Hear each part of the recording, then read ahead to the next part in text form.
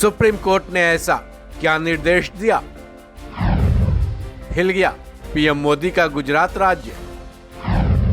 Gujarat police के 5 IPS और 1 SI. Supreme court से एक ऐसा निर्देश आया है, उसके बारे में जिसने भी सुना चकित हुए बिना नहीं रह सका। आप भी इसके बारे में सुनेंगे तो चौंक उठेंगे। सुप्रीम कोर्ट ने एक ऐसा निर्देश दिया है कि कहा जा रहा है कि पीएम मोदी का गृह राज्य गुजरात हिल गया है।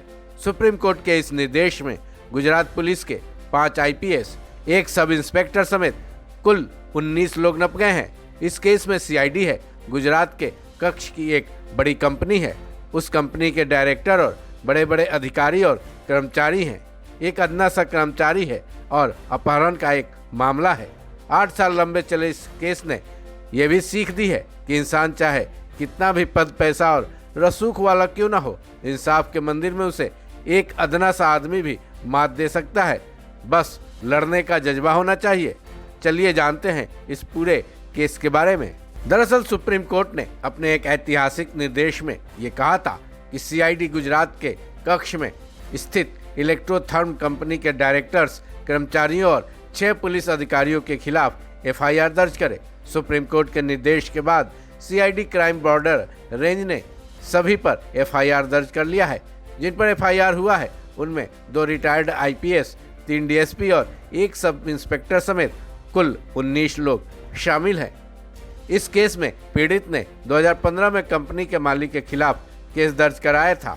पीड़ित परमानंद शिरवानी के मुताबिक वो 2011 में इलेक्ट्रोथर्म कंपनी में नौकरी करते थे। इसी साल उन्होंने अपना रिजाइन दे दिया था, लेकिन कंपनी ने उनका इस्तीफा स्वीकार नहीं किया। शिकायत के मुताबिक पीड़ित को कंपनी के डायरेक्टर्स ने उनको अपने विश्वास में लेकर अहमदाबाद बुलाया और उनका अपहरण भी कर लिया। पूरे अपहरण काल के दौरान उनको बंगले, कंपनी की ऑफिस वगैरह में रखा गया। उनके साथ मारपीट भी की गई। फिर उनसे एक सादे कागज पर साइन करा लिया गया और आरोप है कि उसी के जरिए उनकी सारी संपत्ति हथिया ली गई। इतना ही नहीं, उनसे कुल 30 लाख रुपए नकद और 10 लाख रुपए के सोने के आभूषण भी ले लिए गए। इसके बाद चला अदालतों के चक्करों का दौर।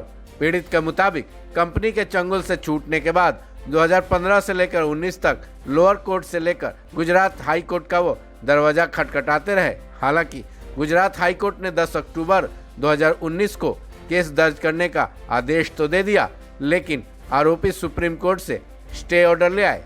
वहीं 16 जनवरी 2024 में स्टे हट जाने के बाद सुप्रीम कोर्ट ने संज्ञान लेते हुए इन सभी के खिलाफ एफआईआर दर्ज करने के निर्देश जारी कर दिए।